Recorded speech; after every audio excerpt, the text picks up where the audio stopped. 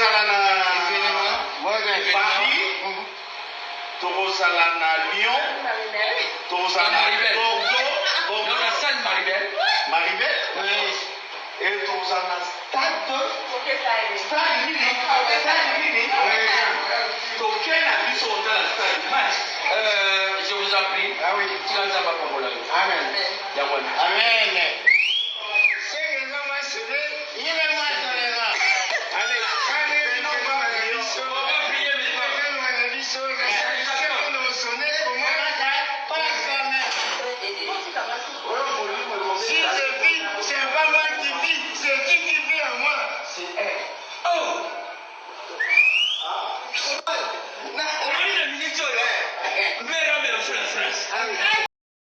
Et voilà la famille, oh balobi, l'ambiance de chez nous, hein, et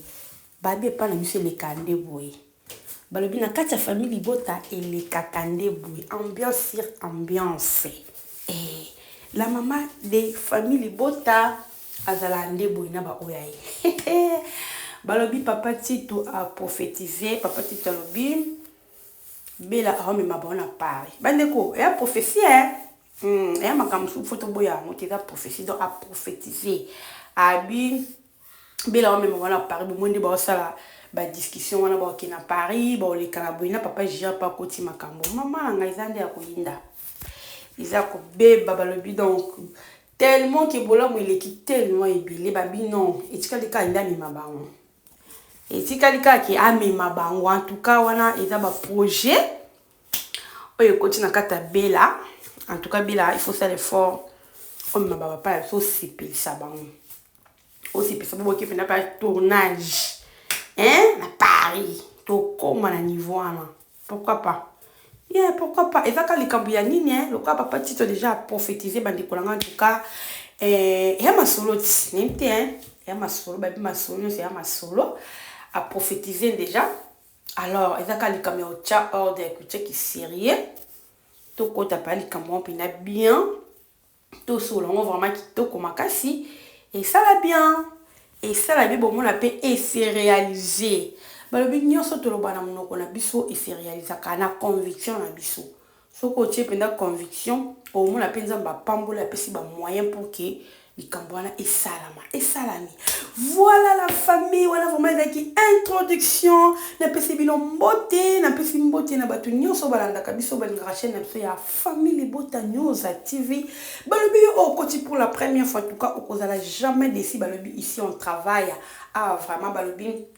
Belle vie TV nde makambo balobi awande famille Bota nde makambo famille Bota ya sûr de maman Belle vie Candila patrona balobi la poutune de l'écriture azo sala musala azo pesa nde makambo nakati ya cinéma congolaise vraiment rien à dire wana toza pratiquer toza la film na biso vomba bi traumatisme to moni film na to niveau ezo kende film moko na kimia mais ba leçon ya kati eza wana bandiko nanga en tout cas je vous dis film o eza danger to kota to si sa film na biso to zala wana vraiment pour aussi sa film o tina suka to mona makambo niveau comment okendele côté kuna Patrick bandeko ya Alain baboyi libala ya Alain na Belvi balobi Belvi za mwana musala na ran oyo azali jamais akokita moto bandeko respecter te lelo directement bakoma ko respecter attend que moi si ya grand frère bandeko nanga ekusuka boni la famille yango na tozala wana coach simate no bujinga pona kolanda film na biso tozala wana vraiment to ba suite ekosuka ndenge nini eske Papa Alain a maintenir décision ya kobala Belvi totie. Moi si ya Patrick ou alingi Belvi te azala mbanda na ye. Ya linga ki priska nde ande ko coacher priska aya mais priska pe Papa Alain a tchene ye misuti. Bande konanga bozomona makamnenge kenda na mokili. Bon mona ko na famille mo boy ni moko ko oyeba te pourquoi mo azambanda na ngana pourquoi azambanda nga membanda nga linginga te azakalanga na baguerre oyeba te pourquoi parce que azaki na posa yo za place wana ti azaki na posa mutu mususu yo lokokota wana amona mabe azaki prise kanda na place wana loka Belvi nde ba poni Belvi mbanda na bien kosimba ta komi kotalisa mobali po na début Patrick asepele na ye Patrick asepele ki na ye me babi mwasi tant babaka mwasi aza danger à la danger moi ça peut changer mobali makanisi na minute a changé tala Patrick ninga changé subitement pour moi si na lobi ko simba te donc il y a l'ingénieur de la papa Alain décision a pesi ko passe pas mobali moi loba izate a pesi pas papa c'est pas Patrick ce que Patrick a est-ce qu'on le papa Alain pe aboito yebite e ko suka boni la famille est-ce ba ko bala na toti émission na on a celle avant peut-être film la sur la suite pour continuer on va peut-être na ko che émission te pour que non prière je ne pense pas émission peut-être que les après prière on a pu filmer déjà et c'est côté suite na biso en tout cas vous tenir à regarder pour na yango parce que émission ça mis déjà bien avant bah tant qu'on dit au permettre que la famille donc Eza Makambo je vous dis na film au tokota to landa film na biso vraiment la boké binyoso to consommer film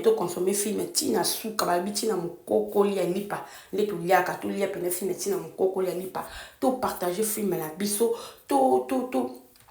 chango partout na ba statut na biso en tout cas to partager vraiment surtout partager que ça la biso bien la famille et la meilleure façon dans le baka à chaque fois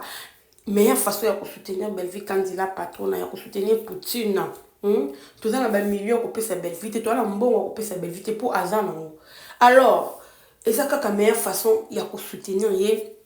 ya ko ta ba film na ya ko chile ba vue tonton ko chile ba vue et ça la bien et ça que Poutine amata Poutine akende liboso bandi polanga vraiment ya ngona kaka na linga kina ya ko yipso par rapport ya film bandiko kota total la film tout le monde maman étoile a comme soupçonner papa Serge to éviter qui a fait ça nana sali tita côté qu'on est toujours mon question donc il comprend les tibadi qu'on a beaucoup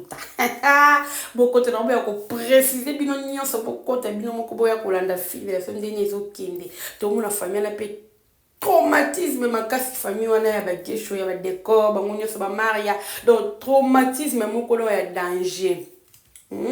to éviter ndeni et souka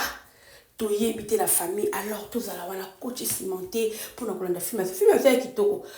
au moins là on a le bana bino to landa film na kimia nyoso landa film épisode par épisode so on sauter épisode na film au comprendre film était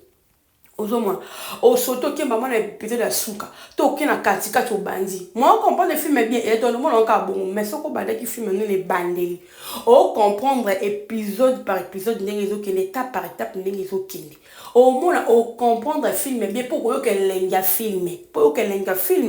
il faut landa épisode nyonso o zapper épisode de mon côté mais soko zo zapper épisode au moins on va le comprendre o comprendre tout pour la façon ozomona au moins la façon alors pour au moins la façon de la famille il faut au l'épisode tout ça on a dit l'épisode du début jusqu'à la fin yo moko au moins là qui oh non on comprendre vraiment sujet au moins on a ma camiso les cas on comprendre vraiment que on comprend le film au film est vraiment beau oh qui toko ya film on va appeler lenga film mais ce qu'on doit comprendre té ndé on a des capacités la famille ce qu'on doit tellement ba ndambu o tellement poser concentrer au moins on doit comprendre vraiment film donc c'est ça il y a autre éviter binonyo so vraiment tout côté na kata film na tout la film na biso vraiment na boké binyo so tout landa on a boké binyo so et que ça la bien et la meilleure façon ya ko soutenir Belle-Vie candidat patronat voilà to zongi siko na kati ya ambiance na biso auto za kana na kati ya Belle-Vie TV babi Belle-Vie TV ya muninga na c'est une entreprise bien organisée bazwaka temps na bango bomoni wana na kati ya restaurant bazwaka temps na bango ya kolia bazwaka temps na bango ya kosamiser ya kosolola tant que frères et sœurs donc on sentir que ambiance ezaka na kati ya Bella production yango omoni mutu tout temps ayaka ko jouer na kati ya Bella mutu nyonso avisaka ya ko jouer na kati ya Belle-Vie TV alors so ba bengi ete comme ba guerre d'esprit ceux qui bazo benga été ba guerre et parce que ba yo kaka de batu balobaka kuna so boki pas Belle-Vie en tout cas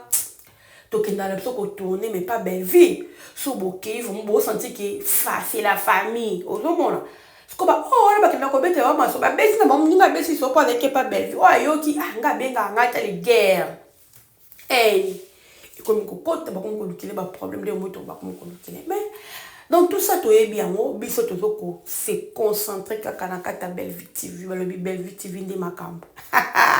Toza wana tozo comment tozo continuer toujours na kata Belle Vie TV parce que babi Belle Vie TV nde makambo. Ya on de pesa biso makambo. Alors makambo ezo pesa sur na kata Belle Vie TV, toza là vraiment pour la consommer to kende de là to kota to foncer. On va comprendre. Voilà la famille, en tout cas, famille Libota na Lingabino, tellement il y a trop, je vous love grave, je vous aime tellement beaucoup. N'habitez que bino peso bolinga biso bo manifester ngo na ba j'aime, na ba like, na ba commentaire na bino. Na ba partage na bino en tout cas et que ça la biso bien tant au monde na ba partage na biso en tout cas ça nous aide et puis ça apporte vraiment courage et à continuer toujours bon une promotion auto salaka olobela la Belle Vie c'est pas donner à n'importe qui pour être un artiste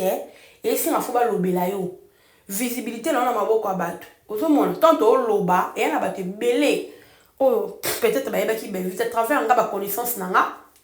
bon yeba Belle Vie tu vois. Non, le bras est ma belle fille. Moninga manko totali maman chic, maman bébé, c'est maman Esther, maman M Kambeli, Mbelou, basé belé na Kinshasa pe wana. Tant baso le la belle vie, na ba famille na bango moko moko topé na ba connaissance na bango ba oh bébé belle vie te ba c'est bon oui ba belle vie baso comprendre qui est belle vie, tu vois. Donc nyo so les sala ki un artiste afongwama.